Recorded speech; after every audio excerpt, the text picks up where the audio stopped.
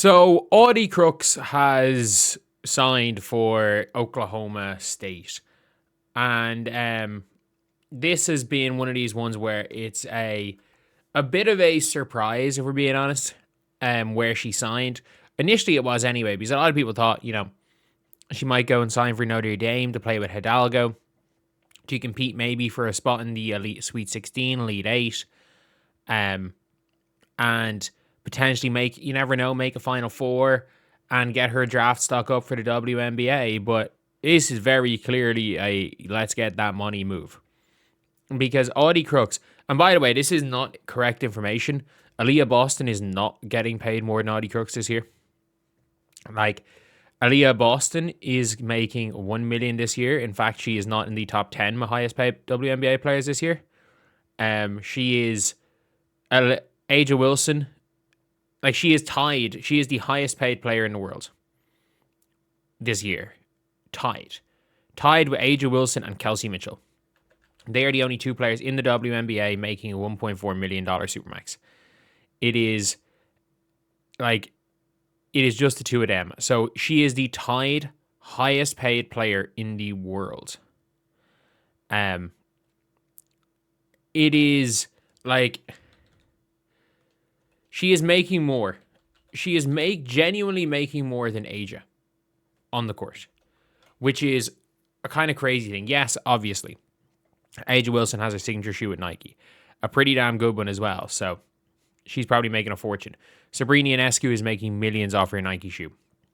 Caitlin Clark is making millions with other stuff. And Aaliyah, I'll be even conservative in saying Aaliyah makes $1 million off the court.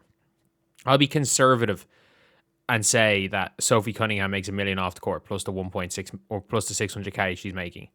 I'll be conservative and say the fee's making $1 million off the court plus the 1.5.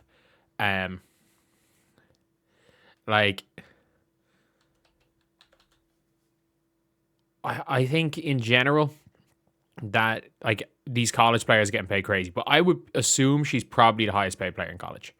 Maybe Juju Watkins. Maybe Juju is on some deal from USC, but the odds of Audi Crooks being the highest paid player in all of college is relatively high. Like, this 1.4 million is crazy. And the worst part is that I don't know how good Audi Crooks is. I don't know how good she is.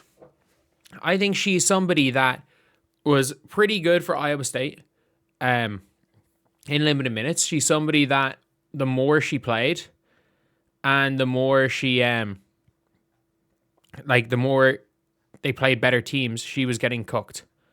She was getting absolutely cooked. And in the end, I do feel like she was able to score. I think she was absolutely able to score and she was killing people. But I heard 500K, now it's over $1 million. A Sports Illustrated report, a certain SEC team was willing to pay her. So SEC, she got paid an extra 900K to leave the SEC, which is crazy. 1.4 million for arguably the worst defender in the history of basketball. Apparently the figure is probably true because apparently Oklahoma State just got a huge NIL budget for their women's basketball team, which is how Liv McGill, who might have been the second best player in the transfer portal, suddenly ended up at Oklahoma State. At the same time, people are going to watch if Audi Crooks is there. Iowa State were actually top in the regular season. They were top for the most viewed teams. Iowa State were one, Iowa were number 2. And it's one of those things where it's she probably wasn't even the best player on Iowa State. She probably was not even the best player. And I'm going to be completely real. I think Addie Brown is the better player. Absolutely. She hasn't signed anywhere, as far as I'm aware. But I do think that Addie Brown could very much be, wherever she ends up going, she might end up being the second or the best player. Definitely should be the best player in the WNBA of this, of the two of them. But my guess is that we're looking at Audi Crooks taking this as look, I'm probably not going to make it in the W. Because you never know, go get the money, I guess. Because if she goes to like a Texas and struggles and can't be put on the floor because they're focusing on defense, and all of a sudden she doesn't make her 1.5, and let's just say the best she can make on a good team was 500k. She loses 900k, and on top of losing 900k, she still doesn't improve her WNBA draft stock. And like, if that happens, you're looking at a situation where it's a complete disaster. So look, 1.4 million, when you take into account she's probably made easily $1 million in the first 3 years of her college with just everything and endorsement deals, and you're probably coming out of college with minimum 2 to 3 million made, 50% of that for tax, say coming out with 1.5 mil in the bank account. You set yourself up for life.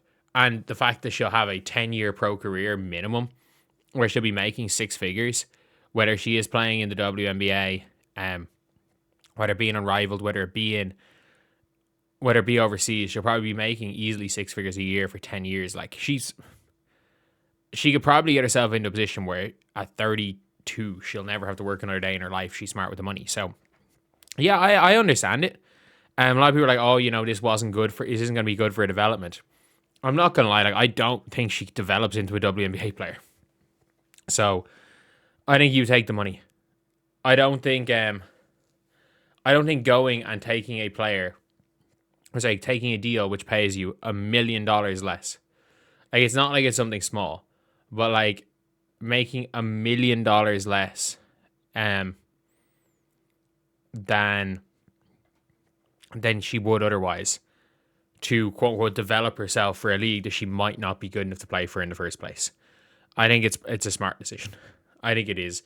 Like we saw with Team USA last year in AmeriCup against some weak teams, she still couldn't even really be on the floor.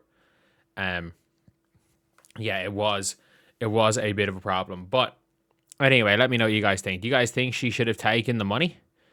Do you guys think she will still be do you guys think she'll still be a member of the team next year?